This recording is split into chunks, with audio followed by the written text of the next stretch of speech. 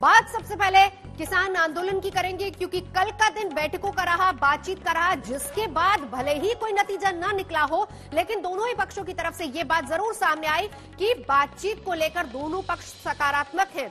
किसान दिल्ली की सर्दी में घर से दूर खड़े हैं और एक दिन पहले यानी कि कल की बातचीत जो हुई थी उसमें उम्मीद बिल्कुल जगी है। आस आई है कि कम से कम किसी नतीजे पर बात बनेगी। और इन सब के बीच आपको ये भी बता दें कि दिल्ली के तमाम रास्ते पूरी तरह से बंद है, सख्त पहरा है। दिल्ली, हरियाणा, यूपी की तमाम सीमाओं पर किसान लगातार डटे हुए हैं और इसी के चलते आज एक बार फिर से किसान संगठन बैठक करेंगे। लेकिन कल का दिन भी बहुत अहम होने वाला है, क्योंकि कल भी 2 बजे किसानों की 5वें दौर की बातचीत होगी। तो एमएसपी को लेकर सबसे बड़ा संशय था, जिसको लेकर कृषि मंत्री की तरफ से भी एक रुख ये सामने आया है कि इसको लेकर सरकार भी सकारात्मक तरीके से बातचीत करने को तैयार है। और उसके बाद बैठक के बाद जिस तरीके से किसान संगठनों ने भी बाहर निकलकर बोला कि जो बातचीत हुई है कम से कम उससे ये लग रहा है कि सरकार उनकी बात सुन रही है। कल सरकार ने 5वें दौर की वार्ता भी रखी है, किसानों के साथ एक बार फिर से बातचीत होगी। यानी वो तमाम मुद्दे जिनको लेकर संशय था किसानों को, वो मुद्दे कल टेबल पर रखे गए, दोनों पक्षों में बातचीत हुई।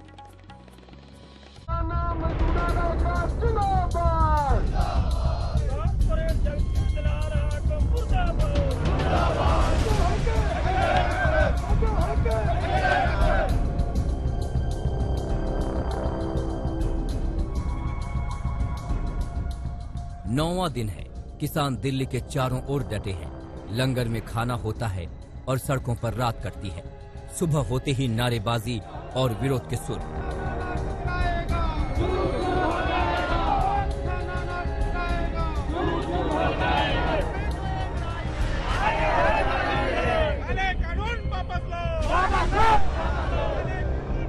आज सिंघू बॉर्डर पर उन सारे किसान नेताओं की बैठक होगी जो गुरुवार को विज्ञान भवन में सरकार के साथ बातचीत में मौजूद थे। किसानों का संयुक्त मोर्चा सरकार के साथ हुई बातचीत को लेकर माथापच्ची करेगा और आगे की रणनीति तय करेगा। मीटिंग अच्छी रही। मीटिंग का क्या, मीटिंग पहले से अच्छी है। पहले सरकार अकड़ी थी, अब नरम बढ़ गई है। हमारा प्रेशर बढ़ रहा है, हमारे प्रेशर के कारण उसको नरम होना पड़ेगा। पहले से नरम है, वो अमेंडमेंट करने को तैयार हो गए। जो बोलती थी ये कानून अच्छे बहुत हैं, ये आपके भले के लिए हैं। परसों ये मान गए थे कि कुछ बुरा भी हो सकता है, आज मान गए जो आपको ठीक नहीं लगता उसको अमेंड करने को तैयार है। हमारे आगुओं ने जो काउंटर अटैक किए है सरकार पर, ये मिसाल है दुनिया में। इतनी बड़ी लोकतंत्र सरकार और इतनी ईगो वाली सरकार के मंत्रियों को और ऑफिसर को हमारे किसान आगू, जो किसान नेता है, जो गाँव से आए हैं, उनके सामने एक जो सरकार है जो वो विफल दिखी है। उनको कोई आंसर नहीं आता। गुरुवार को किसानों के साथ सरकार की चौथे दौर की बातचीत भी बेनतीजा रही। करीब 8 घंटे की माथापच्ची के बाद भी बीच का कोई रास्ता नहीं निकल सका। हालांकि मैराथन मीटिंग के बाद ये जरूर साफ हो गया कि बातचीत से बात बनेगी, क्योंकि सरकार खुले मन से किसानों की बात सुन रही है। सरकार का कोई ईगो नहीं है और सरकार हर विषय पर पूरा खुले मन से किसान यूनियन के साथ चर्चा कर रही थी। किसान यूनियन और किसानों की चिंता है कि जो नया एक्ट आया है उससे एपीएमसी वो खत्म हो जाएगी। भारत सरकार इस बात पर विचार करेगी कि एपीएमसी सशक्त हो और एपीएमसी का उपयोग और बढ़े। उधर किसानों को भी गुरुवार की बातचीत में उम्मीद की किरणें दिखाई दी, लेकिन वो तीनों कानून वापस लिए जाने और एमएसपी गारंटी कानून बनाने की मांग पर अड़े हैं। बैठक में ये बात हुई कि हम लोग बोला कि जो तीनों बिल है वो रद्द करें तो हमारा ठीक है, कॉम्प्रोमाइज है, नहीं तो संघर्ष हमारा जारी रहेगा। मैं बिल्कुल जो हम 3 कानूनों से पीछे नहीं हटेंगे, उनको वापस कराने की हमारी जो पुरानी मांग है उस पर हम कायम हैं। इस बीच दिल्ली में डटे किसानों को समर्थन के लिए पंजाब, हरियाणा और पश्चिम यूपी से आंदोलनकारियों का जत्था पहुंच रहा है। इतना ही नहीं, हरियाणा के खापों का जत्था भी दिल्ली पहुंचने लगा है। आज दिल्ली के बॉर्डर पर डटे आंदोलनकारियों के लिए हरियाणा के फतेहाबाद से जलेबी भी लाई जाएगी। अब सरकार ने शनिवार को किसान प्रतिनिधियों को 5वें राउंड की बातचीत के लिए बुलाया है। किसानों को भी उम्मीद है कि उस दिन कुछ हल जरूर निकलेगा। परसों का फिर टाइम रख दिया, 5 तारीख को फिर सरकार और बड़े उसके मंत्री बढ़ेंगे और साथ हम बहेंगे। परसों हो सकता है फैसला हो जाएगा किसी। अच्छा, आपको उम्मीद है कि 5 दिसंबर को फैसला हो सकता है? हाँ, किसी पहुंच सकते, किसी हम नतीजे पर पहुंचेंगे। आंदोलन को लेकर हालात जस के तस हैं। किसान पीछे हटने को तैयार नहीं है। अच्छी बात यह है कि सरकार उनकी बात सुन रही है और खुले मन से समझ रही है। अरविंद ओझा और हिमांशु मिश्रा के साथ अशोक सिंघल, दिल्ली आज तक। किसान आंदोलन को खत्म करने के लिए सरकार लगातार कोशिश कर रही है, लेकिन सरकार के सामने चुनौती इस आंदोलन पर हो रही राजनीति से निपटने की है। पंजाब के मुख्यमंत्री कैप्टन अमरिंदर सिंह ने अमित शाह से मुलाकात की तो पंजाब के पूर्व मुख्यमंत्री प्रकाश सिंह बादल ने पद्म विभूषण सम्मान लौटाने का ऐलान कर दिया। श्री प्रकाश सिंह बादल लोककारी।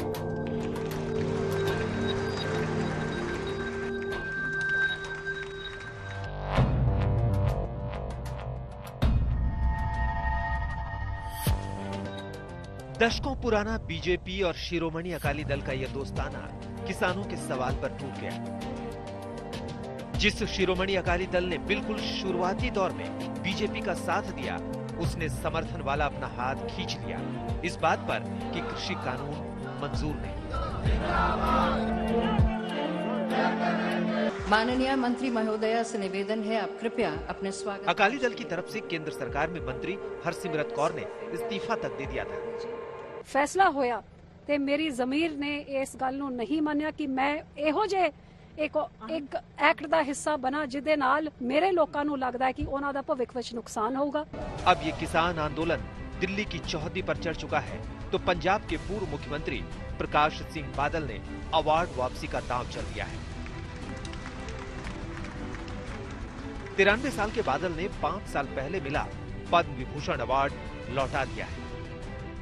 तो उनको चाहिए था कि उनके साथ बात करके इस मसले को हल करें, लेकिन नहीं हुए। अभी भी कोई उम्मीद नहीं मुझे नजर आ रही। पद्म विभूषण को भारत रत्न के बाद दूसरा सबसे बड़ा नागरिक सम्मान माना जाता है। अब तक किसी ने ऐसा अवार्ड वापस नहीं किया है। सीनियर बादल ने राष्ट्रपति को इस बाबत चिट्ठी लिखी। मैं देश की 70% आबादी के बारे में लिख रहा हूँ जो किसान है। बीते 70 सालों से इन्हें अन्नदाता कहा जाता रहा है। किसानों ने भारत को ऐसा देश बनाया जो दूसरे मुल्कों से अनाज लेने की बजाय आज अनाज निर्यात करता है। लेकिन किसान को आज अपने हक के लिए सड़कों पर उतरना पड़ रहा है। मैं जो हूँ वो जनता के कारण हूँ, खासतौर पर आम किसान के कारण। आज जब उसने अपने सम्मान से ज्यादा खोया है तो ऐसे में मुझे पद्म विभूषण पुरस्कार रखने का कोई औचित्य समझ नहीं आता। मैं पद्म विभूषण पुरस्कार लौटाने के लिए ये पत्र भारत सरकार द्वारा किसानों के साथ विश्वासघात के विरोध में और कृषि अधिनियमों के खिलाफ चल रहे शांतिपूर्ण और लोकतांत्रिक आंदोलन के खिलाफ सरकार की उदासीनता और अवमानना के खिलाफ लिख रहा हूँ। इस खत ने धमाका कर दिया। जिस कांग्रेस से अकाली दल की पंजाब की राजनीति में जानी दुश्मनी है, उस कांग्रेस ने भी कहा शाबाश बादल साहब। ये वेलकम कदम है। सभी पंजाबियों को एक मंच पे आकर के केंद्र के खिलाफ हंगामा करना चाहिए, किसानों के साथ खड़े होना चाहिए। आज पूरा पंजाब दिल्ली की चौखट पर खड़ा किसानों के हक के नाम पर शुरू हुए आंदोलन की अगुवाई कर रहा है। प्रकाश सिंह बादल ने पद्म विभूषण लौटाने की बात कही। वैसे इससे पहले पद्मश्री और अर्जुन अवार्ड से सम्मानित सहित कई पूर्व खिलाड़ियों ने भी अपना पुरस्कार लौटाने का ऐलान किया। कृषि कानूनों के खिलाफ प्रदर्शन कर रहे किसानों का समर्थन करते हुए उन्होंने कहा कि शुक्रवार को दिल्ली कूच के दौरान प्रदर्शनकारियों के खिलाफ बल प्रयोग के विरोध में वो अपना पुरस्कार लौटाएंगे। किसान आंदोलन कह रहा है बहुत अच्छा। ये जो खिलाड़ियों ने या संस्कृत कर्मियों ने या फिल्म इंडस्ट्री के लोगों ने उनको जो मिलते हैं अवार्ड, अगर उन्होंने ऐसा किया है जो हमें मीटिंग में पता चला है, तो ऐसा ऐलान को वेलकम करते हैं हम। इन खिलाड़ियों में पद्मश्री और अर्जुन अवार्ड विजेता पहलवान करतार सिंह, अर्जुन अवार्ड से सम्मानित खिलाड़ी सज्जन सिंह चीमा और अर्जुन अवार्ड से ही सम्मानित हॉकी खिलाड़ी राजबीर कौर शामिल हैं। ये खिलाड़ी तो शुक्रवार को आएंगे, लेकिन गुरुवार को ही दिल्ली आए पंजाब के मुख्यमंत्री कैप्टन अमरिंदर सिंह ने गृह मंत्री अमित शाह से मुलाकात की। साडी पोजीशन है पंजाब दे विच, ओनू मैं बुलाई है उन्होंने कोल और नाने मैं उन्होंने कहा है कि ਇਹਦਾ ਕੋਈ हल निकलना चाहिए जल्दी ਤੇ ਉਹਨਾਂ ਨੂੰ अपील की है और आप दे राही मैं अपील कर रहे हैं पंजाब के किसानों ਨੂੰ भी ਇਹਦਾ हल ਆਪਾਂ जल्दी कढ़िए। हालांकि किसानों ने अपने आंदोलन से राजनेताओं को दूर रखा है, लेकिन आंदोलन के किसान पथ के समानांतर एक पगडंडी सियासत की भी निकल आई है।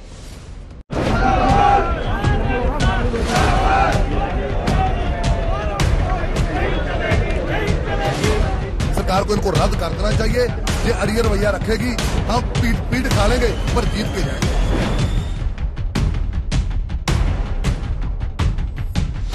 सारे किसानों को बुलाया है, सारे ही जाएंगे, कल्ला कल्ला नहीं जाएंगे। हमारा नारा है जा जीत जा पीठ।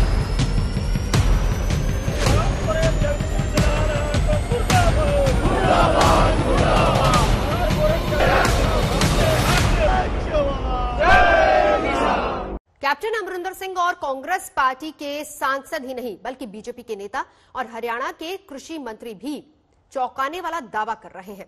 हरियाणा के मंत्री ने तो साफ साफ कह दिया है कि किसानों के बहाने चीन और पाकिस्तान देश को अस्थिर करने की कोशिश कर रहे हैं।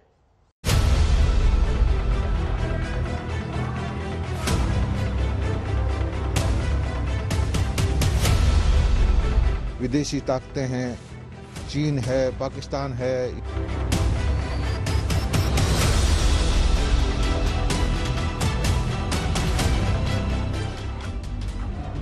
8 दिनों से किसानों ने दिल्ली की घेराबंदी कर रखी है। पंजाब के मुख्यमंत्री कैप्टन अमरिंदर सिंह ने आंदोलन से राष्ट्रीय सुरक्षा को खतरा बताया, तो हरियाणा के कृषि मंत्री ने सीधे तौर पर 2 पड़ोसी देशों का नाम लिया और कहा कि आंदोलन के बहाने असल में ये दोनों देश माहौल बिगाड़ना चाहते हैं। विदेशी ताकतें हैं, चीन है, पाकिस्तान है या देश के दुश्मन देश हैं, वो चाहते हैं कि डिस्टेबलाइज करें। हरियाणा के कृषि मंत्री का बयान यानी हरियाणा सरकार का बयान। एक जिम्मेदार पद पर बैठे कृषि मंत्री ने पाकिस्तान और चीन पर किसान आंदोलन को हवा दे दी, लेकिन इस बयान का आधार क्या है ये नहीं बताया।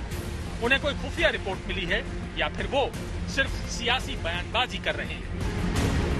जो भी इस तरीके की बात कर रहे हैं, मुझे लगता है उनका डीएनए टेस्ट हो जाना चाहिए। वो खुद हिंदुस्तान के नहीं होंगे। मतलब देश के अन्नदाता की बात सुनने के बजाय आप उन्हें आतंकवादी घोषित करना चाहते हैं। तो ये भारतीय जनता पार्टी के लोग पहले अपना इतिहास देख लें। अब इन तस्वीरों को याद कीजिए जो कुछ दिन पहले की हैं। पंजाब से आंदोलनकारी किसानों ने दिल्ली के लिए हरियाणा के रास्ते कूच किया था। तो दिल्ली आने से इन्हें रोकने के लिए हरियाणा सरकार ने पूरी ताकत लगा दी थी। बड़ी बड़ी गाड़ियों से रास्ते जाम कर दिए गए थे। आगे बढ़ने वाले किसानों पर आंसू गैस के गोले छोड़े गए और पानी की बौछार की गई। कुछ जगहों पर तो सड़कें तक खोद दी गई। इसके बावजूद किसान नहीं रुके। आखिर में उन्हें दिल्ली आने की इजाजत देनी पड़ी। अब उसी हरियाणा सरकार के मंत्री इसके पीछे विदेशी ताकतों के होने का दावा कर रहे हैं। कुछ ताकतों को, विदेशी ताकतों को ये जो है देश का विकास अच्छा नहीं लगता। कुछ विदेशी ताकतों को मोदी का चेहरा पसंद नहीं है और ये मोहरे बना के किसान के नाम से, ये सही है कि किसान के नाम से कोई विरोध नहीं करता। हर आदमी कहेगा, मैं भी कहता हूँ हम किसान का आंदोलन का खिलाफ नहीं। दिल्ली में चल रहे किसान आंदोलन पर कई आरोप लग चुके हैं। मध्य प्रदेश के गृह मंत्री नरोत्तम मिश्रा कह चुके हैं कि कुछ असामाजिक तत्व आंदोलन को हाईजैक करने में जुटे हैं। इनमें माओवादियों के शामिल होने के आरोप लगे। वहीं बीजेपी सांसद मनोज तिवारी ने अब टुकड़े टुकड़े गैंग का नाम भी इसमें जोड़ दिया है। चंडीगढ़ में मंजीत सहगल के साथ आज तक ब्यूरो। प्रधानमंत्री नरेंद्र मोदी बार बार अपना ये वचन दोहराते हैं कि 2022 तक किसानों की आय दोगुनी कर देंगे और इसके लिए उनके इरादों की मजबूती भी झलकती है। बावजूद इसके कृषि कानून की फांस ऐसी है कि किसानों का डर खत्म नहीं हो रहा।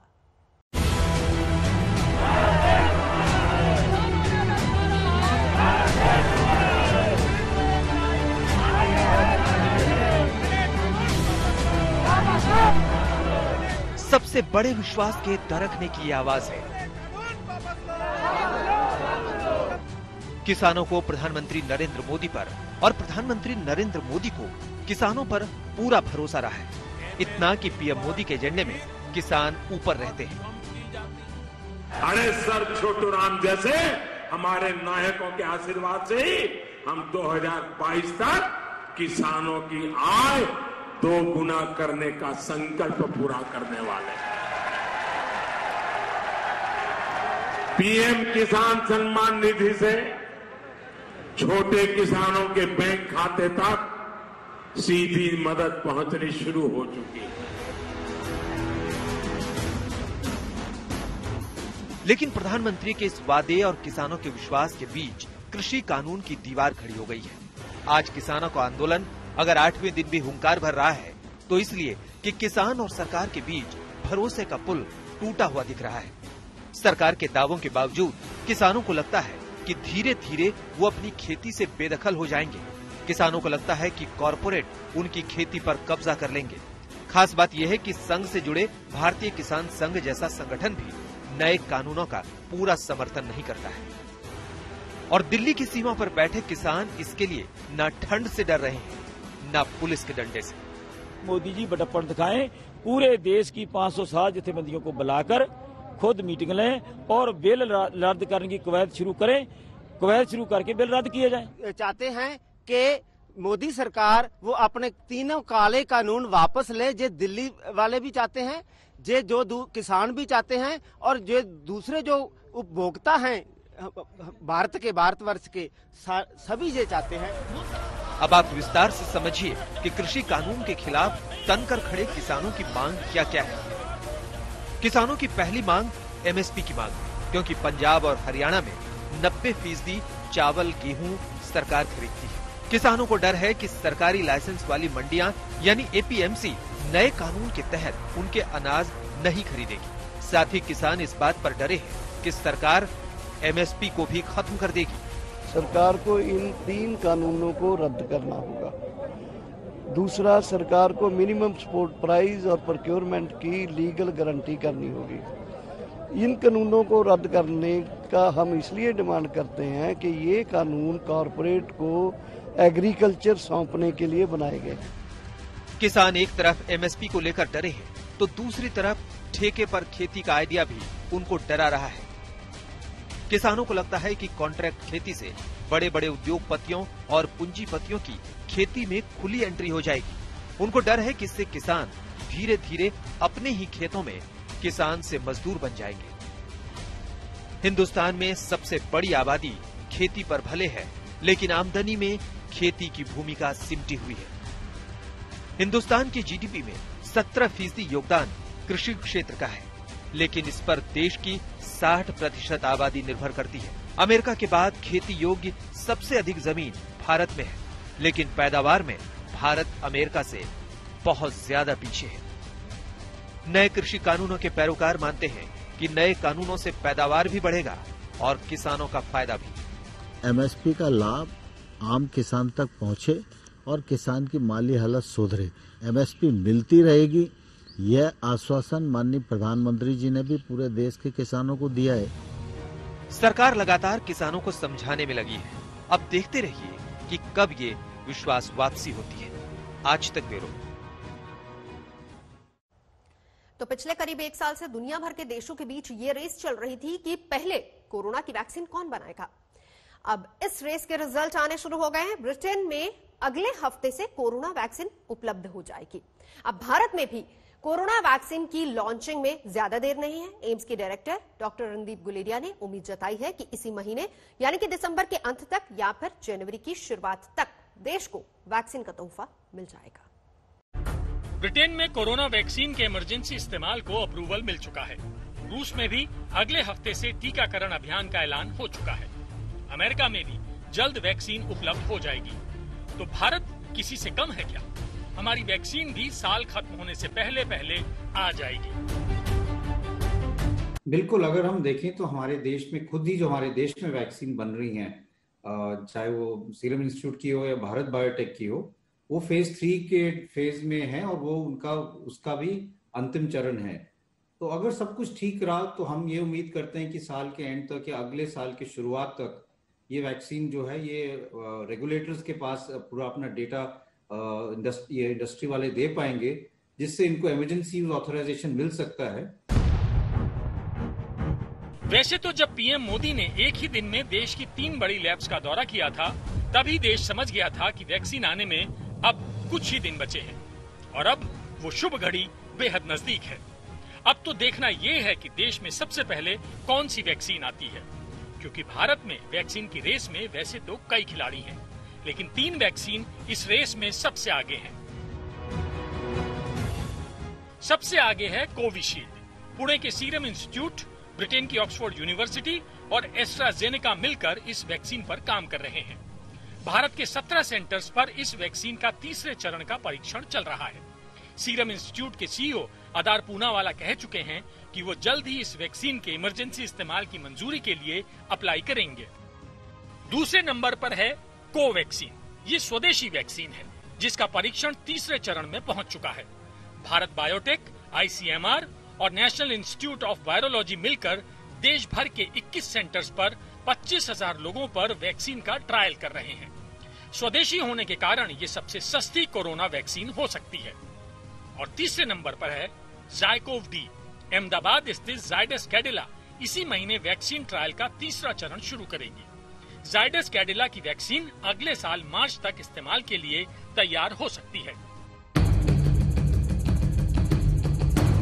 इन तीनों वैक्सीन से ही देश को सबसे ज्यादा उम्मीदें हैं, लेकिन इस रेस में सबसे पहले बाजी मार सकती है सीरम इंस्टीट्यूट की Covishield. As of yet, we don't have anything in writing with the government of India on how many doses they will produce, their purchase, but the indication is 300 to 400 million doses by July 2021, which is what the health ministry has made public. वैसे तो सरकार कह रही है कि भारत में तैयार हो रही तीनों ही वैक्सीन का इस्तेमाल टीकाकरण अभियान में किया जाएगा, लेकिन सीरम इंस्टीट्यूट ने कोविशील्ड के डिस्ट्रीब्यूशन की तैयारी भी लगभग पूरी कर ली है। कोविशील्ड कोरोना संक्रमण पर 90% तक असरदार साबित हुई है। सीरम इंस्टीट्यूट ने कोविशील्ड के उत्पादन के लिए एस्ट्राजेनेका के साथ करार किया है। एस्ट्राजेनेका को कोविशील्ड के 100 करोड़ डोज तैयार करने के लिए कहा गया है। सीरम इंस्टीट्यूट के अदार पूनावाला ने कहा है कि आम जनता को जरूरी 2 खुराक की कीमत अधिकतम 1,000 रुपए होगी। वैक्सीन अगले साल जनवरी के अंत तक आ सकती है। आम लोगों को ये वैक्सीन भारत में अप्रैल तक उपलब्ध हो सकती है और जुलाई 2021 तक भारत में 30 से 40 करोड़ लोगों को कोविशील्ड की डोज दी जा चुकी हो। तो देश में कोरोना वैक्सीन का इंतजार खत्म होने वाला है, जिसको लेकर देश के आम लोगों से ज्यादा उत्साहित तो नेता और मंत्री लग रहे हैं, जो वैक्सीन ट्रायल में बढ़ चढ़कर हिस्सा ले रहे हैं। तैयार हूं वॉलंटियर बनने के लिए। আমার উপর প্রয়োগ করার পরে এটা সম্পূর্ণতা লাভ করছে না। এটা সম্পূর্ণতা লাভ করছে যদি আমার মধ্যে কোনো কিছু রিঅ্যাকশন হয় তাহলে সেটাকে আপনি কারেক্ট করবেন করে পারফেক্ট ভ্যাকসিন তাড়াতাড়ি भारत মানুষের জন্য বার করে দেন। भारत ने कर दिखाया। अब वैक्सीन आने ही वाली है, लेकिन असली चुनौती तो वैक्सीन आने के बाद होगी। वैक्सीन समय पर हर जरूरतमंद को मिल जाए, इसकी जिम्मेदारी सरकारों की है और ये काम अपने आप में किसी कठिन परीक्षा से कम नहीं होगा। आज तक ब्यूरो।